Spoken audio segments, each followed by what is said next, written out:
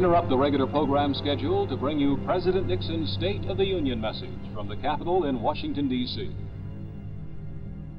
I will also ask for an appropriation of an extra $100 million to launch an intensive campaign to find a cure for cancer, and I will ask later for whatever additional funds can effectively be used. The time has come in America when the same kind of concentrated effort that split the atom and took man to the moon should be turned toward conquering this dread disease.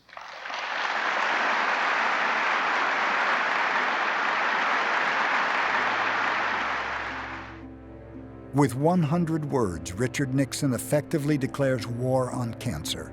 A national cancer program is birthed. Its director will report to the president himself, and it has appropriated $1.6 billion for its first 3 years alone.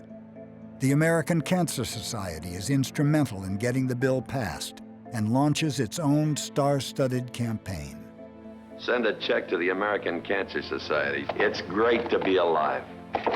With a massive, coordinated effort, the United States, which little more than 2 years earlier had put a man on the moon, would someday soon conquer the most feared disease here at home.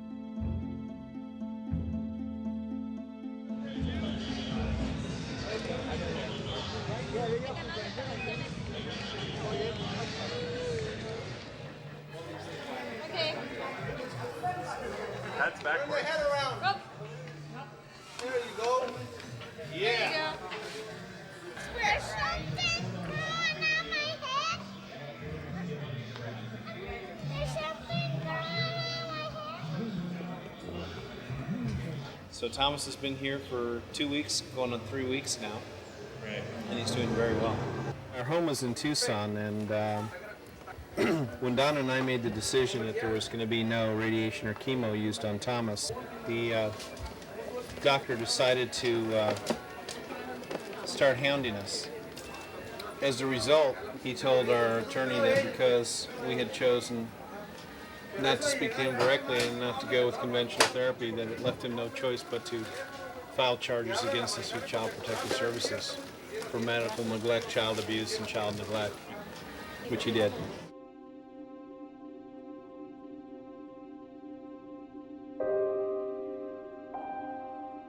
It is the consent form to do radiation that we did at the University Medical Center. And when we initially did it, the doctor filled everything out, and then he went on to explain that possible side effects would be hair loss, skin redness, fatigue, nausea, vomiting, and loose BMs. And that's where he stopped. He said, go ahead and sign it. And I thought, well, gosh, if that's all we're dealing with, maybe it's not as bad as I thought. So I had signed it, and he left the room. About 10 minutes later, he came back and said, oh, by the way, Dad, I forgot. And he took it out of my hand and put it with the others and put the carbons back. He says, he'll also have fluid in the middle ear, hearing loss, hypothyroidism, spinal growth deficit, possible loss of IQ, memory loss, secondary tumors, hypopituitarism, low-level hormones, and radiation necrosis, which is where the brain turns hard. And that's when I knew we were in trouble. If your child was dying of cancer, wouldn't you want the best treatment available? I want to know why my husband was put through 6 cycles of chemotherapy, and we were told up front it probably would have no effect. The biggest cover-up in the cancer industry is that the industry is based on wealth, not health. In this matter of life and death, some say the federal government is making matters worse, much worse. And here you are pleading for the life of a person, and they're talking about the integrity of their bureaucratic process. The couple's battle for alternative treatment is at the center of a national debate over medical freedom of choice. These guys are part of a club, and believe me, that club has nothing to do with protecting the American people. Why are people terrified when they hear the word cancer? Because they know it doesn't work. They know that what we're doing in this country and in the Western world doesn't work. The image of cancer as a fearful disease is a well-deserved image, I think, in the American mind. And it's never been surpassed. It's always been number one in terms of the disease that the people in this country fear the most. The word strikes terror in people's hearts. And we know from our current situation that when people are terrorized, when they're afraid, then they'll do almost anything to survive. In September of '99, Thomas was experiencing flu-like symptoms. And after about 3 weeks, I had said to Donna, this doesn't make sense. So I had called my personal physician, and she took a look in one of his eyes with a flashlight, and she said he needs to see his doctor right now.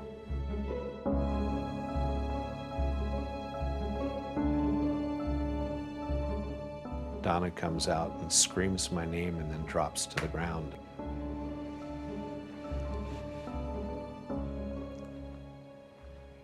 She said, our boy is dying. Since the war on cancer began in 1971, more than 14,800,000 Americans have died from some form of the disease. 1,500 die every day. That's 565,000 men, women, and children in 2009 alone. More people will die from cancer in this country in the next 3 years than all the American soldiers who died fighting since the American Revolution. From 1920 to the present time, we have made little or no progress in the treatment of adult cancers. So a person who gets prostate cancer or breast cancer today will live as long as a person who got it in 1920. No big change. With all the radiation therapy that we began in the 10s and 20s, combination chemotherapy in the 60s, immunotherapy that began in the 70s, PET scans, MRI scans, you name it, billions and billions and billions of research dollars that we've thrown into this whole area of cancer research and treatment, little or no significant progress in the treatment of adult cancers. In the early 1900s, pneumonia was the #1 cause of death. People were terrified of pneumonia because even though some survived, most did not. Now, when we have cancer as the #1 cause of death, because we treat pneumonia now successfully with antibiotics, and no one's afraid of pneumonia. But with cancer, the treatment we have, the majority, overwhelming majority, die. Nothing we've done in a century has substantially reduced the death rate of various cancers relative to the population density. We are a total failure. The question is, there are so many different ways to pursue this, and no one knows what the right one is. So we try lots of things, and anytime human beings try lots of things, a lot of them are not going to work, but some of them will. And we've had some successes. For example, testicular cancer, what Lance Armstrong had. When I was training as a medical student and an intern, that was uniformly fatal. Now, many of those men are long-term survivors. So in certain cases, lymphomas, Hodgkin's disease, testicular cancer, there have been major breakthroughs that have made huge differences to people's lives. Unfortunately, the more common cancers, colon cancer, breast cancer, prostate cancer, lung cancer, those cancers are not as susceptible to our treatments at this point. Cancer itself is a very complex disease. There are more than 200 different types of diseases that all come under the rubric cancer. Malignant, out of control cell growth, that's what cancer is. And there are many different forms of it, unfortunately. Cancer, in its various forms, has confounded humanity for centuries. An Egyptian papyrus from 1550 BC describes cancer as a tumor against the gods, for which there's no cure. Hippocrates, the father of Western medicine, who lives in 400 BC, notices a tumor's nasty ability to spread out as if it has tentacles and names the disease carcinoma, the Greek word for crab. But he has no idea how to treat it. More than 2,000 years later, in 1884, William Halsted, a surgeon at Johns Hopkins, performs the first radical mastectomy. But he thought that cancer cells just spread by sort of marching in a straight line, and therefore if you had a breast cancer here, then Then you had to remove all the tissue around it, and not thinking that cancer cells could get in the blood, circulate around. And the radical mastectomy stuck around for 75 years, even though it was based on biology that was defective. Dr. Halstead, probably if he had lived long enough, would have changed it, but he didn't. It then ushered in the paradigm that we need to search and destroy cancer cells. So that's the paradigm that we've lived with for over 100 years. Now, we add to that chemotherapy, we add to that radiation therapy with the intent of killing the cancer cell. They kept telling me, you're a prime candidate, it's all contained, we'll just take out the lung and, but I just kind of like my lung. I didn't want to lose it. In March 2007, 70-year-old Gloria Labarge is diagnosed with mesothelioma, a form of cancer in which malignant cells are found in the protective sac that covers most of the body's internal organs. To the best of her knowledge, she has never been exposed to asbestos, the most common cause of the disease. Prognosis for survival, 8 to 18 months. After taking the lung out, they would do chemo and radiation just to make sure that they got it all, but they never know whether they've gotten it all or not. That's the scary part. You go through all of that, and you never know. You absolutely never know.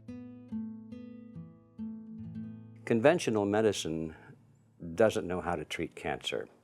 They treat cancer at the symptoms of it. They don't treat the underlying condition of it. Doctors will look at the lump or the bump, and they say, there is the cancer. That's defined as the cancer. And so then they will treat the lump or the bump. They will do whatever they can to get it to go away. They will burn it away, they will cut it out, or they'll try to poison it. And if they can succeed in getting rid of that lump or bump, then they say, aha, we got rid of the cancer. Thomas is laying in bed now because they're done looking at him. And the doctor walks in and said, Mr. and Mrs. Navarro, your son has a brain tumor. It's always fatal. We're going to be doing surgery tomorrow morning. And turned around and left the room.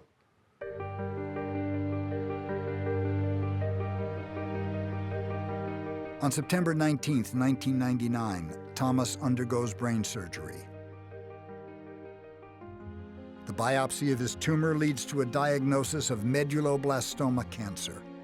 Jim and Donna are told that without immediate treatment, the condition will recur in 9 months.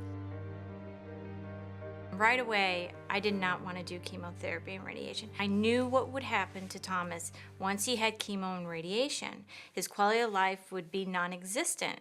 I mean, with radiation alone, if you have an average child with an average IQ of 100, they lose 4 IQ points per year accumulative. So in 5 years, you have a mentally handicapped child. And then you have all the other side effects because there's radiation to the brain. You have hypopituitarism, hypothyroidism, spinal growth deficit, loss of hearing, blindness. Why would you want to put a 4-year-old child through that and then in 5 to 10 years have a recurrent cancer? So I was dead against it. First specific evidence that radiation is carcinogenic dates back to the 90s. Carcinomas of the hands and other radiation injuries commonly afflicted the operators of unshielded X-ray machines. The extreme penetrability of hard X-rays and gamma rays makes them carcinogenic to all parts of the body. Whatever the kind of radiation, its effects depend upon the dosage, the length of exposure, and the individual's susceptibility to cancer. Well, you see, radiation is the treatment which is over 100 years old. And obviously, it was created at the time when the knowledge of cancer was just minimal, which was microscopic. And obviously, radiation is causing a lot of destruction in the body. Everybody knows about it. For majority of patients, the medical profession thought that this was irrelevant because they realized that this patient will be dead anyway in another 2 or 3 years, or maybe even a year later. So this means that chronic adverse reaction from radiation didn't matter because this patient would not live long enough. We had surgery and we had radiotherapy, but we had very little beyond that until about the 1960s. And it was realized around that time that the reason why surgery and radiotherapy were not succeeding is that there were cells that got out of the surgical field and the radiation field and circulated around, and eventually these metastases killed patients, and so that you needed something else, chemotherapy. Ironically, it's an event in World War II that gives rise to the premier weapon in the war on cancer. On December 2nd, 1943, the German Luftwaffe launched a devastating air raid on the Allied navies stationed in Bari, Italy. Among the U.S. vessels destroyed is the John Harvey, which carries a secret cargo of 2,000 mustard gas bombs. Several hundred of the attack survivors are exposed to the poison gas, and what doctors discover in treating them is startling. Their blood counts just disappeared. They died from bone marrow failure. And lymph nodes, in autopsies, you couldn't even find them. And so he thought that maybe these would work against cancers if those organs led to the development of nitrogen mustard. The first trials to see whether this would work were done, of course, in animals. Dr. Gilman, who was really one of the founders of toxicology and pharmacology, selected this one mouse that had a huge tumor and injected it with poison gas equivalent and saw that the tumor shrank and the mouse was able to move and look hardy. Then they stopped giving it the poison gas and the tumor came back. They gave the poison gas again and the mouse recovered again. And they thought, this is amazing. Now, in fact, he reports in his memoirs that subsequently they did the same work with other mice and they never got as good a result. So if they'd picked the wrong mouse in the first place, we might never have been embarked on using chemotherapy in this way. In the late 1960s, a team led by Vincent DeVita pioneers the use of combination chemotherapies to successfully treat Hodgkin's disease. Similar treatments are used to dramatically reduce the mortality of certain childhood leukemias. And when that happened, the people who were health advocates thought that we had reached a point where some massive effort would now allow us to go over the top and cure the majority of patients with cancer. We would not want to raise false hopes by simply the signing of an act. But we can say this, that for those who have cancer and who are looking for success in this field, they at least can have the assurance that everything that can be done by government, everything that can be done by voluntary agencies in this great, powerful, rich country now will be done. And so the war on cancer begins. And with it comes an explosion in the use of chemotherapy. Overwhelming evidence of a new weapon against a cancer. Combining chemotherapy with radiation increases survival by as much as 50%. Lilly's drug Alimta, when taken with chemo, may extend the lives. Tamoxifen, newly approved by the FDA to reduce breast cancer risk by as much as 50%. When I was a drug chemist, one of my first jobs was to design a tamoxifen derivative. Anytime you have to design a derivative of an existing drug, that means there's something wrong with the drug. And what we found in the lab was that tamoxifen was actually causing cancer. The chemists that I was working with, my superiors, etc., just said, it's $1 billion industry and tamoxifen's not coming off the market. And if we can design a safer derivative, great. But if we can't, tamoxifen is going to remain on the market. Multiple studies in the 1990s show that while tamoxifen reduces the incidence of breast cancer, it more than doubles the occurrence of uterine cancer. Doctors often tell women, well, even if you get uterine cancer, we'll be on top of it, and that just requires a simple little hysterectomy anyway. But it's only used for 5 years. Why? And that's because after 5 years, the risk increases of developing breast cancer caused by the tamoxifen. Tamoxifen has generated more than $6 billion in sales for its maker, AstraZeneca, and is part of an industry worth some $70 billion a year. All right, but I'll take this out. Okay. One shot is $7,500 and a pill is one pill $300. The stem cell transplant I went through, combined with the radiation, combined with all the chemotherapy prior to that, we understand was over $1 million. Ray Lamy is diagnosed with bladder cancer in 1980 at the age of 36. Since then, he has suffered through battles with non-Hodgkin's lymphoma, indolymphoma, and now aggressive lymphoma. I just read in the paper the other day, the average cancer patient, between the time they're diagnosed and the time that they die, is $350,000 in medical expenses. So that's big business. And it is big business. Heavy trading today in the biopharma sector after thousands of stock-moving and potentially treatment-changing cancer drug studies came out overnight. Bristol wants Imclone primarily for its blockbuster cancer drug Erbitux, which racked up nearly $425 million in sales in the last quarter. Our cancer center was the first in the region to offer Novalis shape beam robotic radiation therapy. They're also testing this drug in combination with other cancer drugs for other tumors as well. So it's about expanding the use of Erbitux to make it an even bigger blockbuster than it already is. You have doctors spending 3 years learning how to do chemotherapy and radiation. You have specialist radio-oncology. You have cancer surgeons. You have cancer oncology.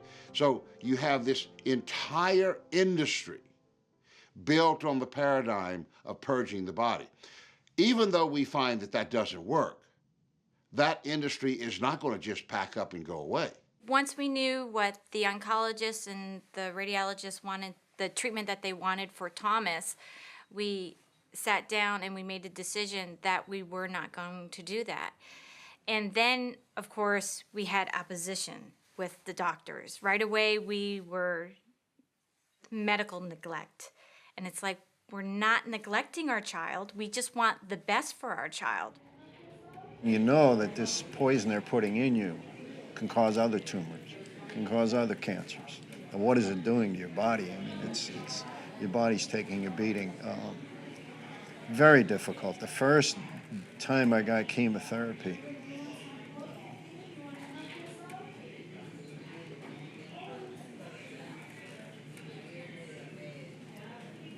it's hard. You know, it's hard. We are suffering now from the fact that we started out on the wrong foot, we stayed on the wrong foot for 100 years, and we are paying the price.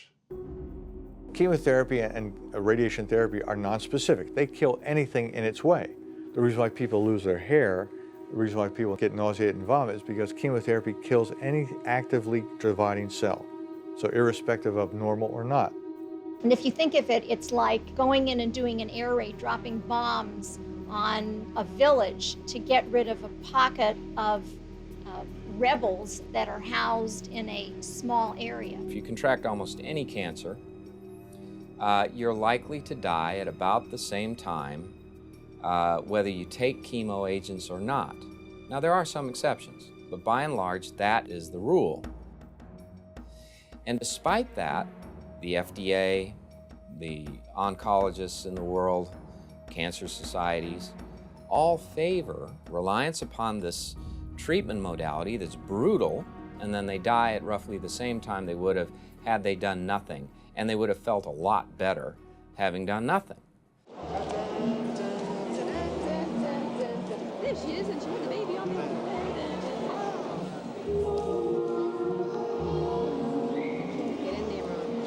One day I was actually at work having lunch with a close colleague, and Patty called me up and said she was very concerned, and I even joked that you had cancer throughout your body.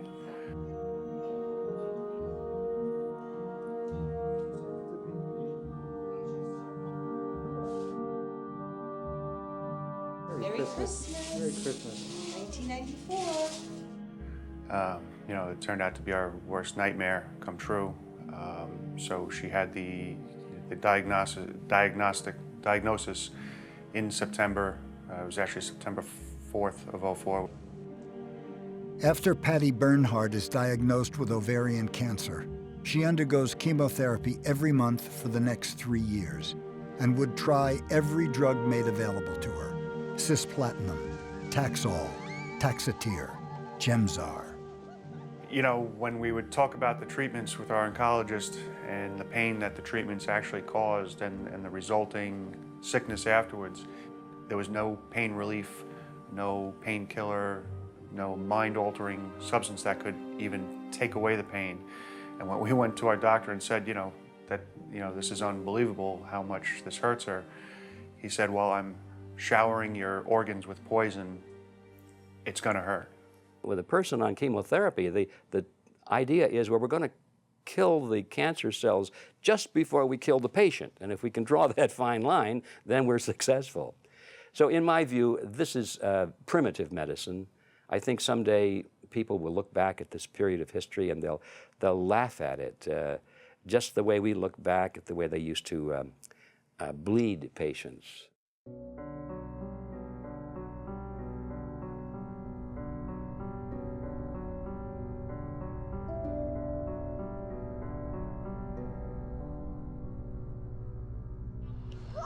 Whoa, you're falling off. Yeah, That one?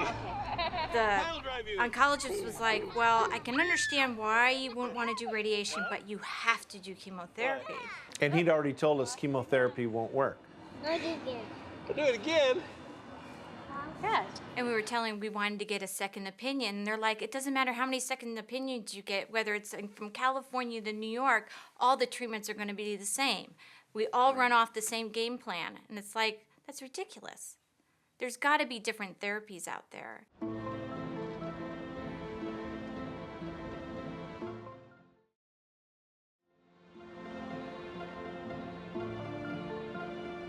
Once again. How you doing? Welcome to Houston. Thank you. Thank you. So, how's it going? You look like you're growing again, okay? Pretty good. Yeah, right. Feeling good. Looks like you maintained your weight very well. Are you exercising? Yes. Yep. So what do you do? I work out, do weights, do cardio. I see. Okay. Try to go to some classes as well. Everything's going very well. Well, it's almost 20 years. Yeah. It's a long time. Yes. You don't have any signs, any symptoms of the tumor? In 1985, 4-year-old Paul Michaels is diagnosed with a cancerous brain tumor the size of a tennis ball. After surgery, Paul's mother questions their doctor about the side effects of radiation. We were sitting at a table like this, and he said, regardless what you do, radiation or not, he's gonna die. And he was 4, but he wasn't stupid. He was a bright little 4-year-old. And I thought, oh God, please make him not have heard that. And that night when I put him to bed, Paul said to me, Mom, if I die, will you go with me? And I told him I would, and I think I would have. In 1987, Mary Kay brings Paul to the Burzynski Clinic in Houston, Texas. And 6 years later, the boy who was supposed to be dead by age 9 is cancer-free and the subject of a CBS News special. That is the same tumor we just saw in the original? Correct, yes. This tiny dot? Yes. Do you have any question in your mind that he saved your life?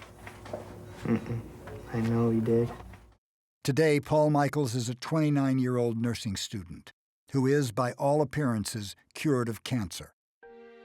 He is one of thousands of patients who have been treated by renowned Polish-born doctor Stanislaw Burzynski, who flees communist Eastern Europe for the United States in 1970 and does postdoctoral work at Baylor University before opening his own cancer clinic in Houston, Texas. It is here that he pioneers antineoplastons. These non-toxic peptides and amino acid derivatives are synthesized to act like molecular switches, turning on tumor-suppressant genes and turning off the oncogenes responsible for cancer growth. In the early 1980s, under the watchful eye of the FDA, Burzynski and his treatment are confined to the state of Texas, and patients who are told that they have no good options with traditional therapies flock to his clinic.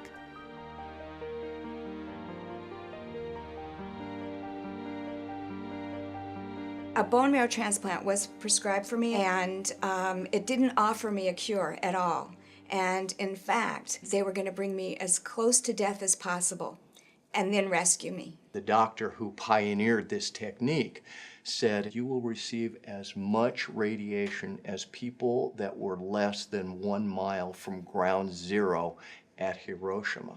And Dr. Burzynski said to me, I think I can help you. 3 weeks after going on the IV, it disappeared. Totally gone. It was a miracle. And every CAT scan that I had from starting Dr. Burzynski's treatment showed reduction. But in 1995, Mary Jo Siegel, Paul Michaels, and hundreds of other patients being treated by Burzynski are told that they may no longer be able to use antineoplastons. While one branch of the FDA is approving Burzynski for phase 2 clinical trials, another is targeting him for prosecution. They were out to destroy him. They were serious about this. The U.S. attorney was going to put him away for life. I mean, for 300 years. It just always amazed me that the FDA could spend so much time doing something like this that's so, it's wrong. It's just morally wrong. FDA, go away! FDA, go away! FDA, go away! Let us live another day! We met with senators, we met with, different legislative bodies, committees, subcommittees, Commerce Committee. Dr. Burzynski saved my life, and for that, he is facing 300 years in a federal penitentiary. All of them very supportive, but all feeling very helpless about anything that they could do with the FDA. I just remember what Paul said. Do you remember what you said? No. Huh. He said, I feel like I'm in a war against cancer and the government is taking away the only weapon I have. And that was like, that. There's virtually no one the FDA has to account to. Congress performs an abysmal job of oversight. They might hold hearings, chastise the FDA commissioner, but there's no consequence for bad acts by the FDA commissioner. The courts rarely second-guess the judgment of the agency. They have broadly deferential standards of review, and the American people are left helpless. You don't know their names, they don't run for election, they don't change with administrations, they're not Democrats, they're not Republicans, they are professional bureaucrats that hold all the power.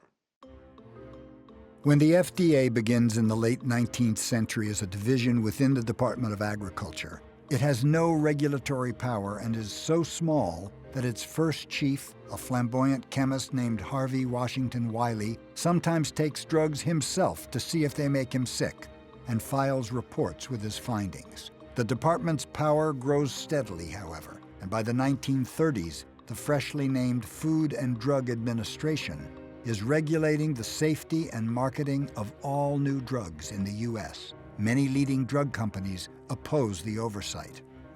But finally, the drug industry began to view regulation as a way to reduce competition. But how did that transition take place? Well, there was a drug called thalidomide that was given to pregnant women in Europe, and that it resulted in rather extraordinary deformities. This horrified the world, and an opportunity was seized at that point by the proponents of greater drug regulation. The fear of a thalidomide tragedy in the U.S. leads to the signing in 1962 of the Kefauver-Harris Amendment, and with it, the powers of the FDA are revolutionized. Now, in addition to proving that their products are safe, drug manufacturers are required to supply to the FDA substantial evidence that the drugs are effective as well. You read the food and drug laws, they're very flexible. The FDA's interpretation of those rules are very rigid.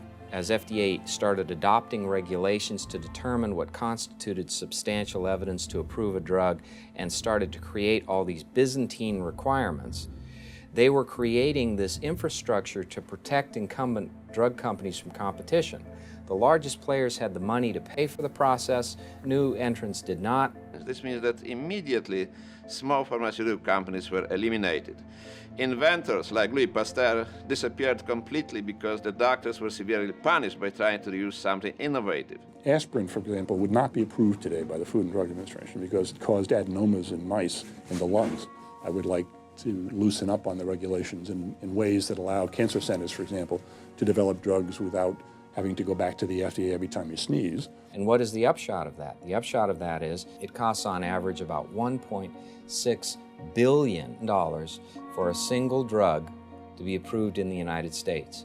That game can only be played by the largest monopolies on earth. So if you invent a drug, you discover an agent that has therapeutic utility, and you're in the scientific community out there, you can largely kiss that drug goodbye. We have an extraordinary story for you of a cancer doctor whose patients say he's performing miracles, but the government wants to close him down. Friday, the Food and Drug Administration raided the doctor's office, seizing patients' files and other documents. Initially, I was not of interest to FDA because I think pharmaceutical companies were not interested in what I had. I think the biggest problem began when pharmaceutical companies, when the government realized that I have something very valuable, which can get rid of cancer in a number of people, and the cancer which was incurable by any other means. The Texas state attorney, at the behest of the FDA, wants to strip Burzynski of his medical license and shut down his clinic. We are here today because Dr. Burzynski has, for 16 years, been unwilling or unable to comply with the requirements of the law.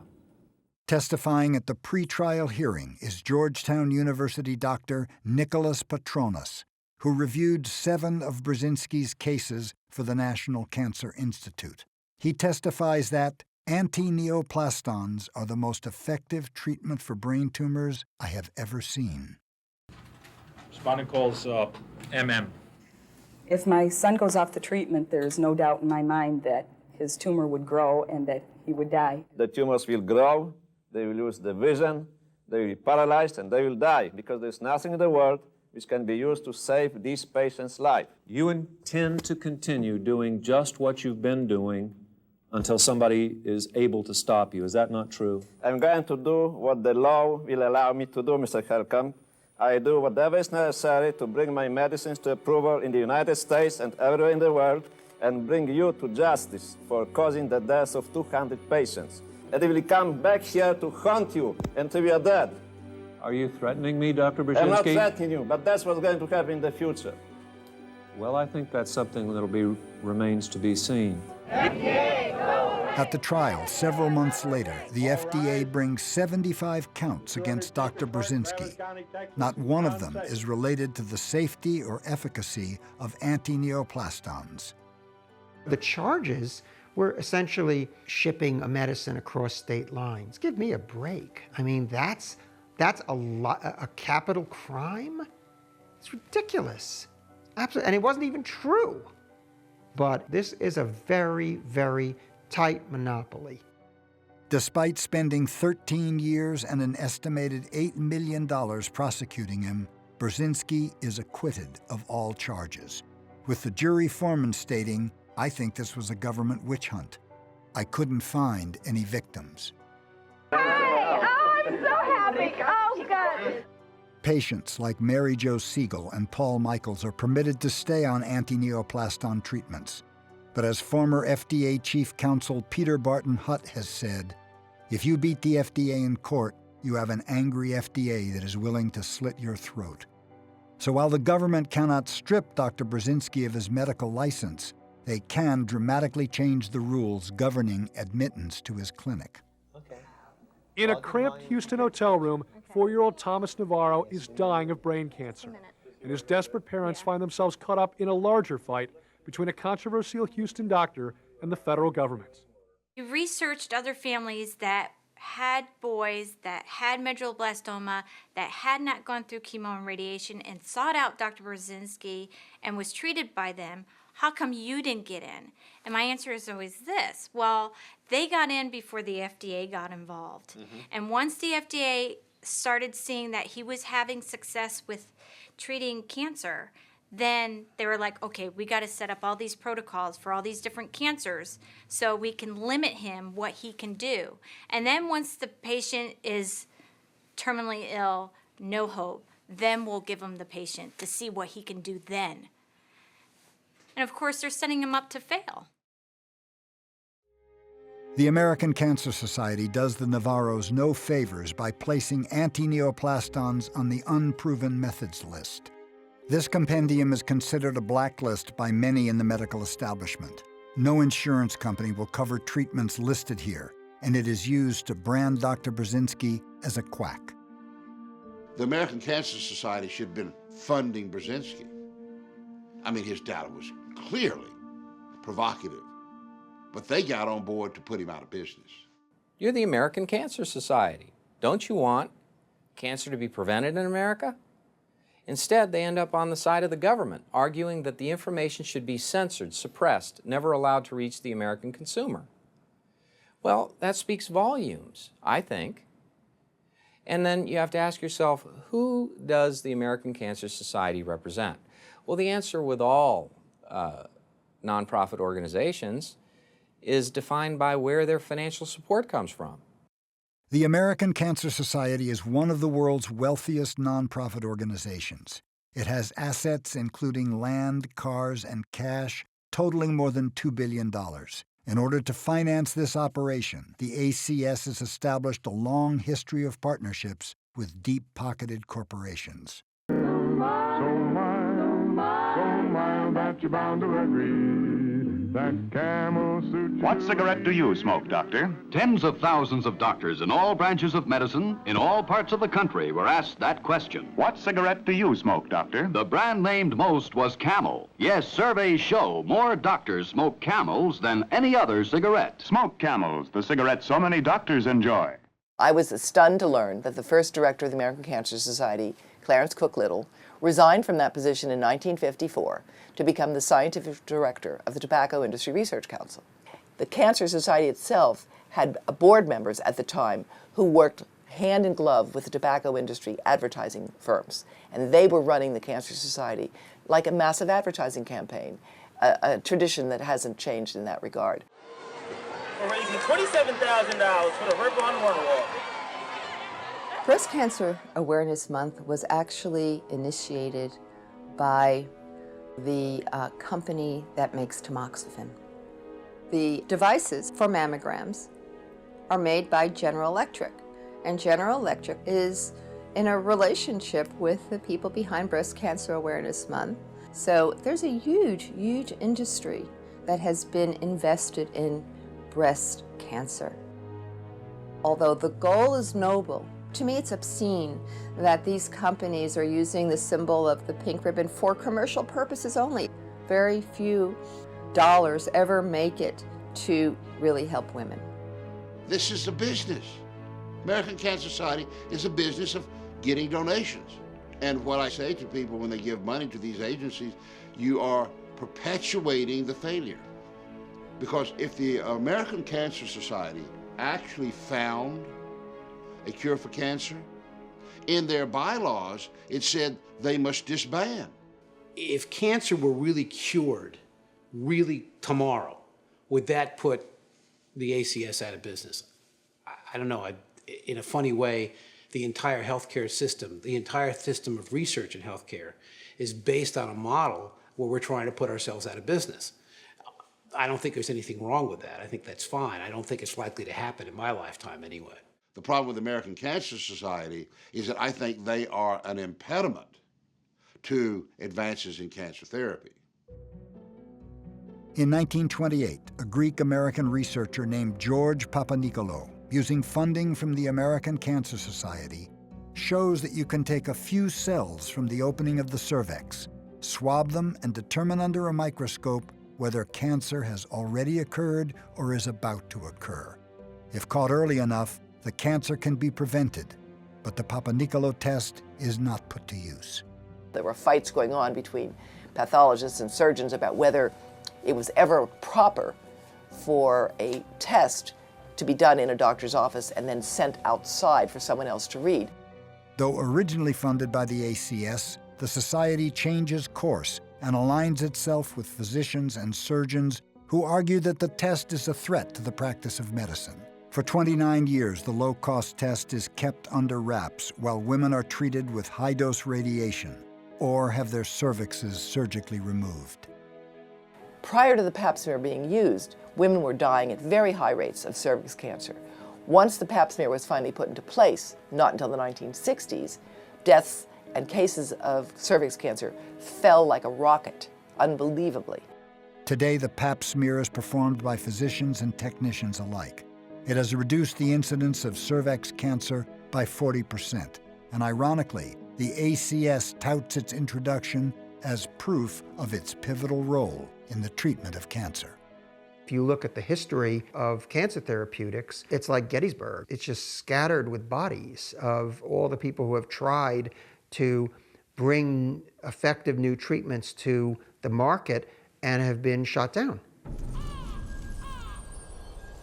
Throughout the century, promising cures and therapies are met harshly by the AMA, the FDA, and the ACS. Scientists, including the likes of Nobel laureates Linus Pauling and Otto Warburg, are considered traitorous and their work labeled as quackery.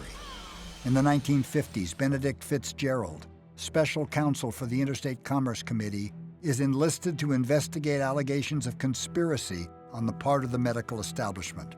In 1953, Fitzgerald's report is submitted to the United States Senate, stating, "My investigation to date should convince this committee that a conspiracy does exist. Public and private funds have been thrown around like confetti at a county fair to close up and destroy clinics, hospitals, and scientific research labs which do not conform to the viewpoint of medical associations." The report is buried, Fitzgerald reassigned, and today the battle to suppress innovation rages on. Canadian research team has come up with DCA. They believe it's a cheap and simple drug that kills almost all cancers. You heard that right. The real story is, you can't have it. Not because it's unsafe, but because your blood's going to shoot out of your eyes because it doesn't make any money. DCA isn't owned by any pharmaceutical company. There's no patent on it. So on one hand, it could become a very inexpensive new treatment for cancer. On the other, drug companies won't be interested in funding studies for a drug that won't make them a profit. And in the U.S., the FDA has shut down all sites selling the drug. How do you take something that costs pennies a day and fit it into a system that at the end of the process is supposed to generate a drug that's going to make $2 or $4 billion a year for you? Can't be done. Back in the early to mid 80s, I was in the laboratory and we worked on an immune therapy, and I thought this would be very applicable for children with bone cancer that spreads to the lungs. Because the cancer Dr. Kleinerman is investigating only affects 1,000 children a year, no pharmaceutical company will finance the trials necessary to get FDA approval. But through a grant, the trials are designed and funded. The results are remarkable, and a breakthrough cure seems imminent. Well, the FDA, in looking at the design, said, we don't like the design, and we don't think it should have been designed this way. But, okay, we did it, and the data's there, and the data's been submitted for publications to one of the top oncology journals. But it doesn't look like it's going to be accepted as the pivotal trial to get licensing. This is children's lives. As we argue back and forth between what should be done, our patients are losing valuable time they don't have. Dr. Kleinerman's clinical trials in the late 80s and early 90s were funded through a grant from the NCI. She was one of the fortunate researchers to get a piece of the Institute's nearly $4 billion annual budget. The scientists at the University of Alberta haven't been so lucky. If you have an idea that's way off the map, and you put it in a grant and say, I want to test this, they'll throw it away. There's a tendency for the people at the National Institutes of Health, the FDA, the AMA, the whole works, to not be that interested in trying to look at possible changes in our healthcare system in terms of better treatments for disease. The problem isn't quack, quack, quack. The core problem is money. The core problem is patents. The core problem is who is going to control this cure or this treatment at the end of the day. And if it isn't the quote-unquote right people, if it isn't the big corporations, it just isn't going to happen. Not only does this paradigm not work and people suffer and die as they have the entire century, but this paradigm blocks out true discoveries. This paradigm persecutes those who actually can help.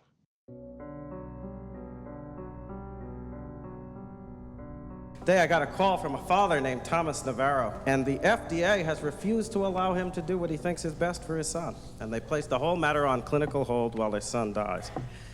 I've written a letter to Donna Shalala, the key to which is the statement, it should be the right of every responsible American citizen to seek the medical care of their choice without government bureaucracies standing in the way. And one of the things we were exposing was the fact that the FDA has never approved the use of radiation or chemo for using on children.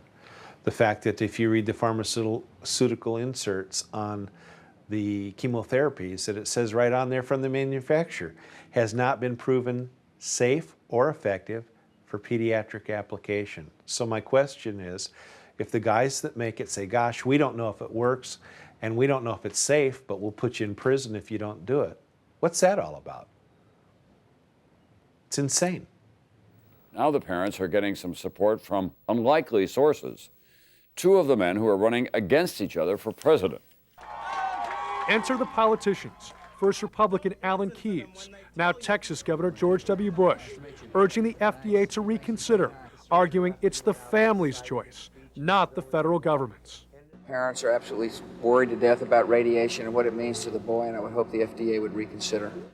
Even though we were out there pushing our opinion and our right, the FDA is so powerful, they still were standing up and saying no. Good morning, Dr. Henning. My name is Jim Navarro, and you're probably very aware of who I am. I'd like to know, first of all, why, as a parent, I don't have the right to treat my child. For 5.5 months, we've been here in a hotel, waiting, still challenging the decision. Why can't you allow my son an opportunity to a non-lethal, non-toxic modality first? I think that I would say to you that the kind of therapy that is being offered in traditional settings that has a proven efficacy is what the physicians that you saw in Arizona and over at the MD Anderson in Houston and many oncologists who treat this disease in this country would be recommending to you. And it's for that reason, because there is standard therapy available, that we are saying that is what should be done before experimental therapy is tried. Standard of care simply means we've used this for decades unopposed and no one's opposed us because we've imprisoned them. And anyone that dares speak against us, we throw in jail. And they will also threaten to take all your children away and then bargain with you and say, okay, we will give you back these other children if you just let us have this one and treat them.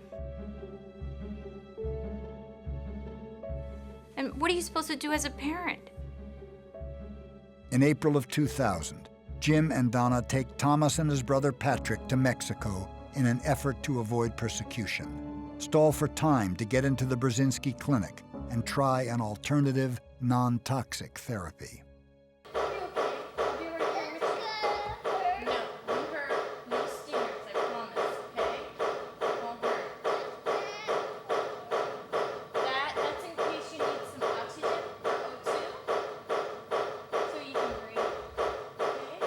Realistically, for the FDA to allow it, I don't know that they will allow it. I think what it's going to take is a congressional order to get them to stand down.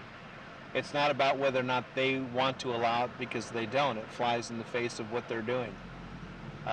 It disrupts their covenant with the pharmaceutical companies, so they're not going to go for it. You have right to choose in the entire commercial market except for medicine. And it's interesting. Your right to choose in cancer is truncated the most. You'll find that when conventional medicine is not working, that is the therapy that receives the most attention and the most protection by the FDA and the AMA and the other conventional guys. You know, people don't go to Mexico to get treatment for a broken leg.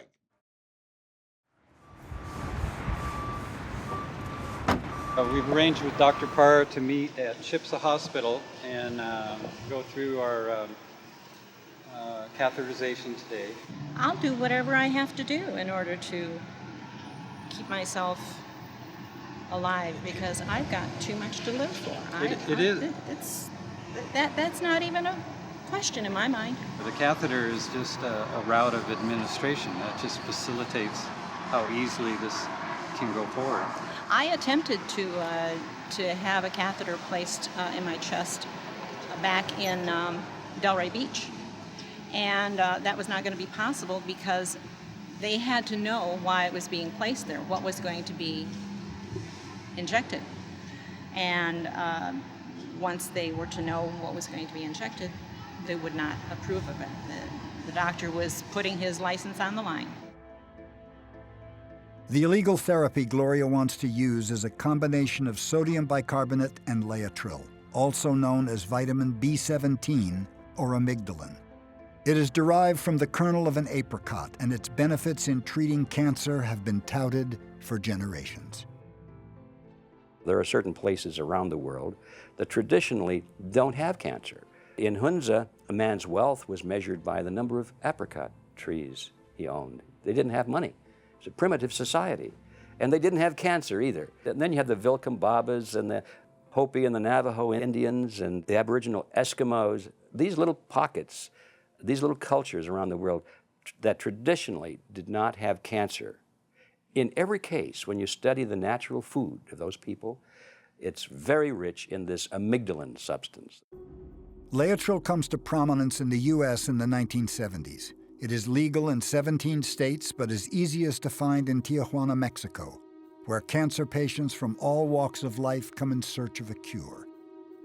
The president had a cancer confined to the wall of his colon or bowel. After undergoing colon surgery in 1985, President Ronald Reagan is told by his doctors that there is a chance cancer cells will spread to his liver or other organs. In the early 80s, I was invited to train with Dr. Vera Allison in Nevada. We got a call. Secret Service said, we want you to intervene and be, by proxy, President Reagan's primary care metabolic doctor. He wants, and Nancy wants him, his wife, to use Laetrile therapy. 2 decades before Ronald Reagan is diagnosed with cancer, a future Oregon senator named Mark Hatfield meets Dr. Allison when she treats his mother for cancer using Laetrile. Mark Hatfield never forgot that. Having befriended Reagan, obviously, he suggested, well, there's a little gal in Nevada and we need to hook you up with her. And for 13 months, we took care of President Reagan. And the way we did that, the government hired a private doctor. So each day he would hook up the IV lines according to Dr. Allison's instructions. Occasionally, President Reagan would fly to Mexico on state business. But when he was down here, he was meeting Dr. Ernesto Contreras and getting IV therapy, Laetrile. And he never had one bit of chemo or radiation. And so we had a president who lived to his 90s, used only metabolic therapy in addition to surgery, and he survived.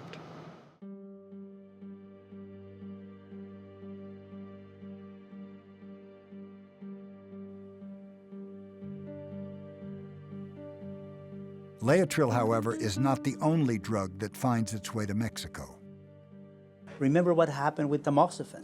It was the middle 80s, late 80s. I started to use with tamoxifen, and it was not allowed in the United States. You know, and the patients were coming to use tamoxifen here. And what we heard from doctors in the States is, oh, you are going with these quack guys that are giving you something that does not work. Who brought tamoxifen to Mexico were these pharmaceuticals. Why? Because they couldn't put it out in the States sooner. The same happened with flutamide for prostate cancer, Ulexin. It was first here in Mexico, it was not allowed in the United States, and doctors in the States says that's not a good product. Once they prove that it was an effective medicine, then they pass it out there. So alternative medicine at the end is something that perhaps the pharmaceutical needs. This is so non-invasive and so powerful and so simple. I would suggest that by Christmas time, we're going to have a wonderful time to celebrate and be with her family and have good news and have this really, really controlled and pretty much out of her system.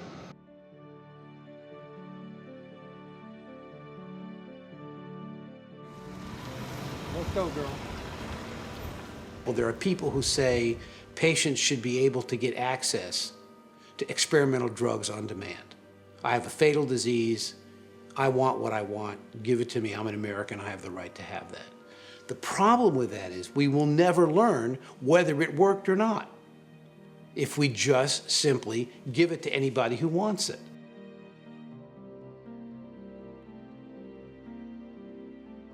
We've got to make sure we understand the disease as best as we can at the molecular level, match that in a group with how the disease responds, and know whether or not we've really made any progress. The worst thing that can happen is for us to approve something that actually is worthless. Sure, there are frauds out there, and those frauds can be identified and prosecuted, and they should be. But there are many, many brilliant doctors who provide alternatives when the FDA-approved treatment is utterly unsuccessful. In June 2000, Jim Navarro, with the help of Congressman Dan Burton, is able to persuade Congress to hold hearings on the Thomas Navarro Patients' Rights Act, which will allow informed patients to choose their own therapy. On behalf of the committee, I want to welcome you all here today. And Mr. Navarro, it's nice having you back with us. Why don't you tell us how your son is doing and what's transpired since we last met?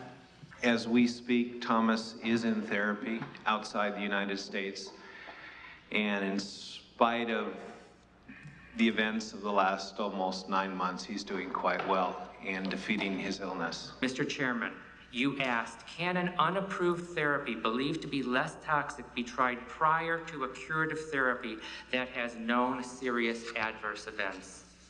The answer is no. The conventional therapies for medulloblastoma is one of the true success stories of pediatric oncology in that it allows a curative potential in over 75% of patients that May I interrupt you just real briefly? Because I saw some of the children that were cured by this treatment. I saw them. They were mentally retarded. They couldn't talk. They couldn't speak. The cancer supposedly was cured, but the child was a vegetable. Now, I'm not sure that that's what those parents envisioned when they went through the conventional treatment.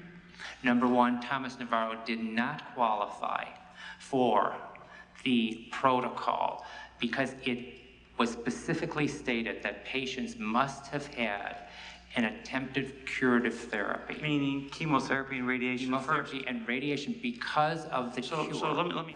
Ignoring the requests of Chairman Burton, Dr. Pazdour refuses to listen to the testimony of other expert witnesses or Jim Navarro. Mr. Chairman, can I just show you something really quick? As a man of common sense, I'm sure you'll agree. You've seen my son, Thomas. This is his new best friend, Liam. After 2 months of chemotherapy, it triggered in him a reaction of tumors throughout his head and broke his jaw. May I show the audience? Sure. This is Thomas using alternative therapy, and this is Lim, conventional therapy, 2 months worth. Which would you choose? Who decides? You have to admit that this is a cesspool. I mean, the FDA is not some pristine, beautiful palace where everything is crystal and everyone is spick and span. The only thing that people are allowed to see, they see a big sign, and the sign says, FDA, we defend the public health. And of all the lies that are perpetuated to the American public, that one's the biggest. We have a serious problem in our whole federal government. It's tremendously important for the members of the Congress to be sure that they don't antagonize in any way the people who give them the money, because they need that money for their next campaign. So we have a government that is beholden primarily to the special interest money that they get from special interests and their lobbyists rather than the people of our country. And the industry that spends the most money on lobbying of any is the pharmaceutical industry. And it's money that pushes the whole system. so that it's the money that the pharmaceutical companies give in political contributions to members of Congress. And it is the movement of people from the pharmaceutical industry to the FDA and back and forth, where it's the money that these people make that moves the system. So it's not the individuals, it's the system that corrupts the whole thing. We initially got excellent response from both sides of the aisle. But then when we introduced the bill and it went to committee, the bill was basically beat down by Henry Waxman out of LA. He was married to a sister of a former commissioner of the FDA. So you knew which side of the bread he was buttered on.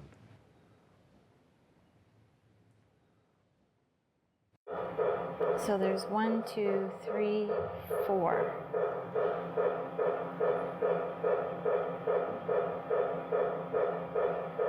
No. No. Just the tumor, shake that. Yeah, ask him to raise. Yes, he said yes. There. It's okay.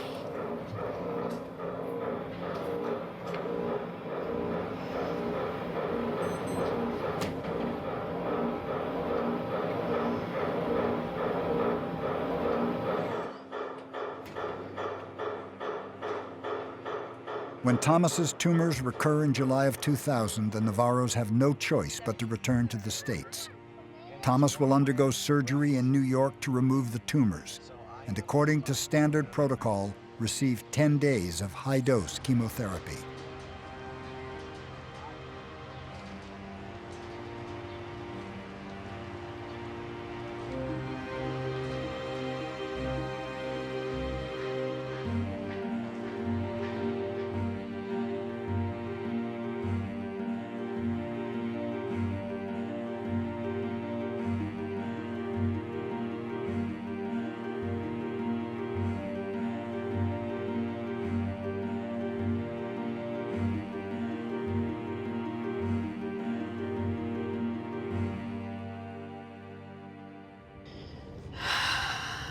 Then we had a CAT scan done on the 1st of November, and it still showed the tumor growing a little bit. Not a lot, but a little bit. And at this point, the tumor was getting so large that I said, you know, we just can't continue this. I was beginning to experience some pressure in my chest, and started this dry cough, and so, consequently, we started a chemotherapy program, which is the last thing I wanted to do. This mesothelioma is a very resistant cancer, and so my sense is that the Laetrile and the sodium bicarbonate were just not strong enough. And so I have no regrets, not at all. Has it corrupted what we really want per individual patient's needs? We have to support their wishes, and we do the best we can without being dogmatic. We're learning year after year on how to integrate both safe and small doses of conventional care with maximum natural therapy approaches. Mesothelioma is really one of the hardest cancers to overcome. And so it becomes a team effort from the family's point of view and the doctor team, all that contributing to the success of this person's quality of life. Good morning. My name is Gloria Labarge. I have a 945 with Dr. Costi.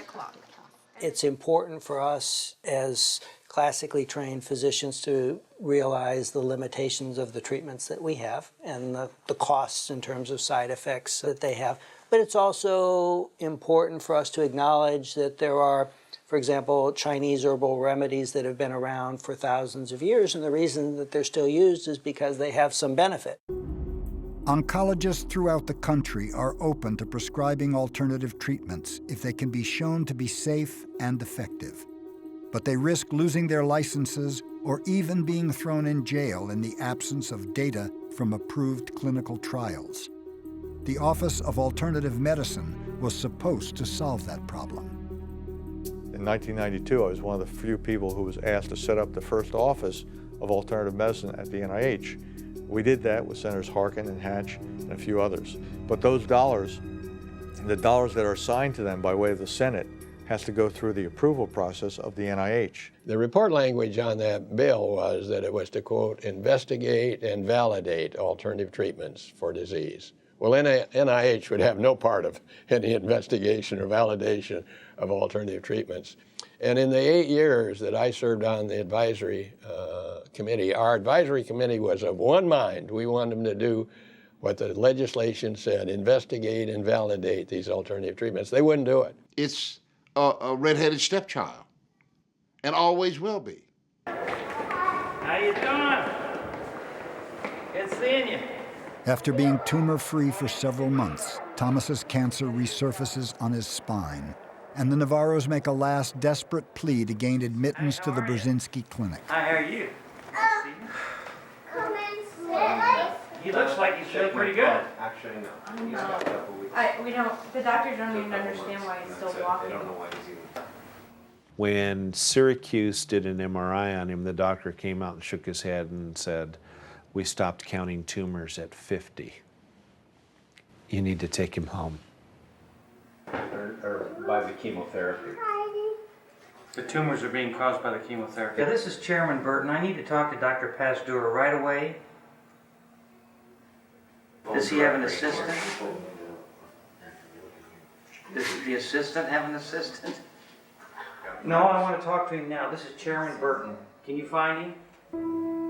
I love this universe. You love this universe.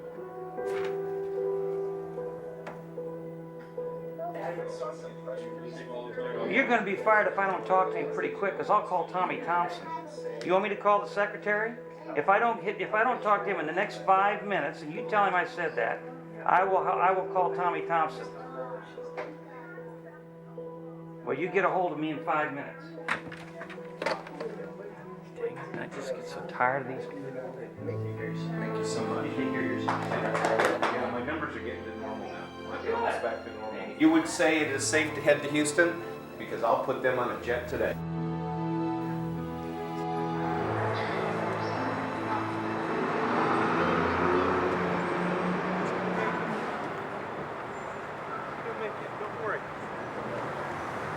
I'll get a hold of Pastor Dan and let him know, because he has no clue. Thank you so much.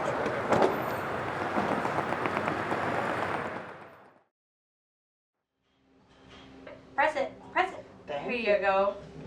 On April 28, 2001, the Navarros' 18-month battle to get Thomas into the Burzynski clinic finally ends. Okay, let's get off. It's almost a miracle that Thomas is still alive at this moment. On the other hand, when he was waiting for FDA permission, his disease progressed, and he was very close to death. Dr. Burzynski said he did not hold out much hope, and but he was gonna give it a try. Hi, honey. Hi. You really want to wait?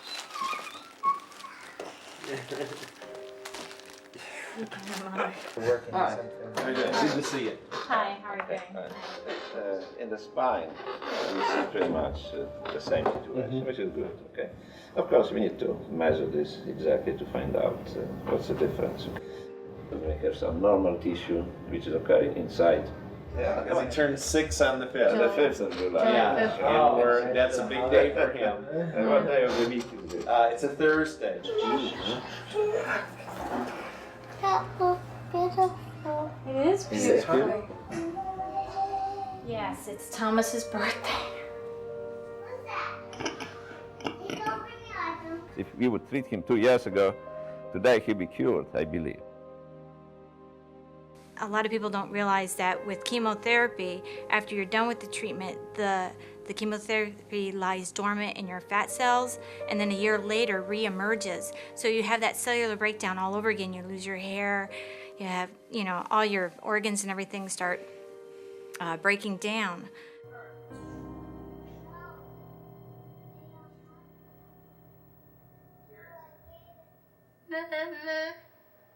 What? Mama. What? Yeah. Okay. What, Give me it. Give you what? Chocolate milk. Do you want me to turn you, or do you want a chocolate milk? Turn me. Okay. Well, then be patient. I can't do two things at the same time. Mama, turn me. I did turn you. No, I want this way. You were that way, sweetie. No, I want this way now. Do you want to go back the other way? Mm-hmm. Okay.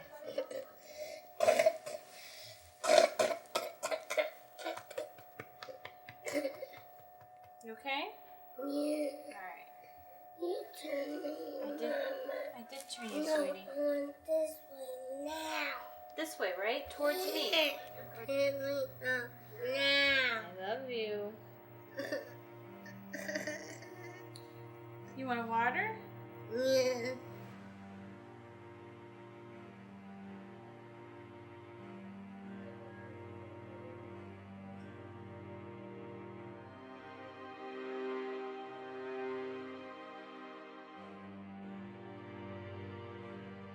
Statistically speaking, Ray Lamy was cured of cancer 3 times.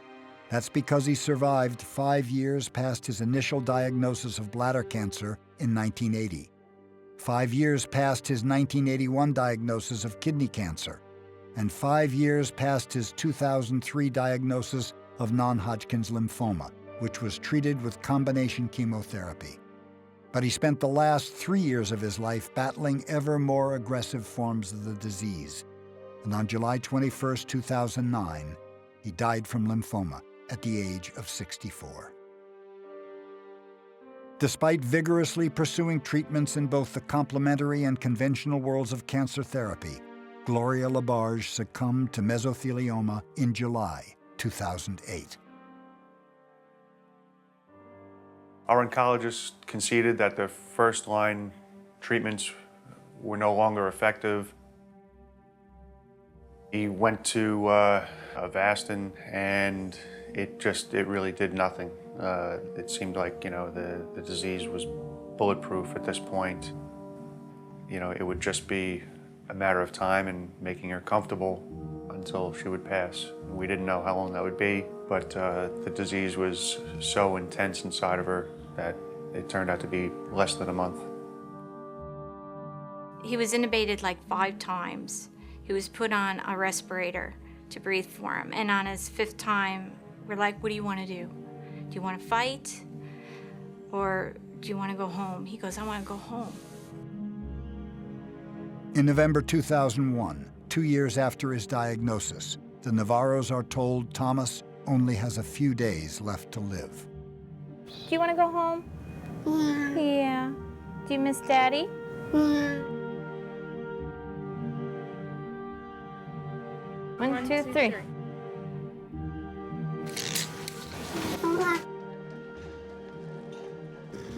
You're home, baby.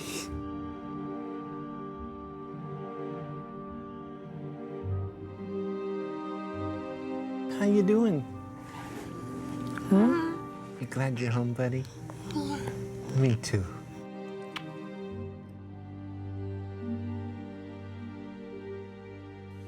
So then we had to make the decision to let him go. And it was very difficult.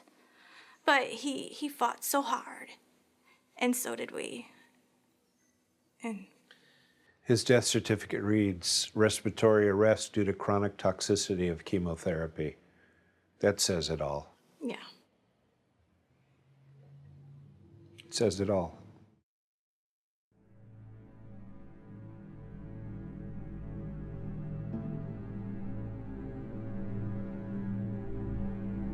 Cancer equals chemotherapy. Now, it's hard to eradicate that from your mind. So when you have a cancer, are you going to really jeopardize yourself and your mind by not taking chemotherapy? It's yourself now. You have to come in and deal with your own demons about that. It's hard to do. 1 in 2 men and 1 in every 3 women in the United States will get cancer in their lifetime. But there is hope. What we have to do is learn how to prevent it, and we have to learn how to treat it better. Now, can we prevent it? The answer is yes. Why? because the risk factors that we're talking about are controllable. Only 6 to 7, maybe 10% of all cancers are related to genetics. We can't, in any individual case, be sure of preventing cancer. But we know a lot more, and we've known a lot more for a long time about the causes of cancer. I think there's no question that diet has something to do with cancer. There's no question. If you look at the migratory studies from, say, Japan to Hawaii to the United States and look at breast cancer, you see, upticks in breast cancer. And the biggest change is the Western diet versus the Japanese diet. Part of the problem, a big part of the problem, is the economic incentives are not there for prevention. We are taught to treat in medical school, and we are paid to treat in practice. We don't get taught prevention, and we don't get paid to prevent. So the whole system is kind of topsy-turvy. Prevention alone, however, will not win the war on cancer. What are our standards for success? Does a tumor have to shrink? Well, the tumor doesn't have to shrink. In diabetes, the pancreas doesn't get better, but we treat people with insulin. And we turn a disease that would be fatal if we didn't treat it into a chronic disease. That's what we need to do with cancer perhaps first. Can we turn a tumor into just a lump? We've had, since 1971, a very long period of time to see that the current methods of doing things are not working. Chemotherapy has long ago reached its limits. Surgery and radiation, although they become technically more refined, they only really work when you can get the tumor early and remove it, but the ancient Egyptians knew that. So you need something more effective. The therapies which are addressing what is causing cancer, especially the changes in genetic makeup in the cancer cell, are now taking over. We are striving toward the individualization of cancer treatment, where you would take a tumor, take an individual, characterize them molecularly, and tailor your therapy accordingly. That's not what the FDA system is built to look at. So we're going to have to step back and look at it all over again. How are we really going to characterize patients' diseases and the response to the treatments we have? That's a big issue now. I personally think that the war on cancer would move a lot faster and would have moved a lot faster if the FDA was moving along with it instead of looking at it as sort of an adversary. The laws aren't being made by the elected representatives. They're being made by the bureaucrats. They're insulated by law. We have to force Congress to change. Our desire, now that we've had this time since our son's passing, and we're not whole yet, we'll never be whole, but now that we've healed to the point where we can take the hits, we want to reintroduce his bill and this time drive it through to law so that people have the right to choose their doctors. There isn't a doctor, for example, in Italy who claims that cancer is caused by a fungus and that if you eliminate the fungus, you'll eliminate the problem. I don't know if he's right or wrong, and I don't pretend to know, but it seems to me, for God's sakes, we ought to find out, because it seems to me it's significantly important for us to find out what is the real problem here, that we should not close the door to looking at those sorts of things. How shall we meet this challenge? How can we truly open the doors and set free the full genius of our people? One has to assume, given the state of science and the tools we have at our disposal, there isn't anything we can't do. Patients should have a right to choose. Doctors should be free to innovate.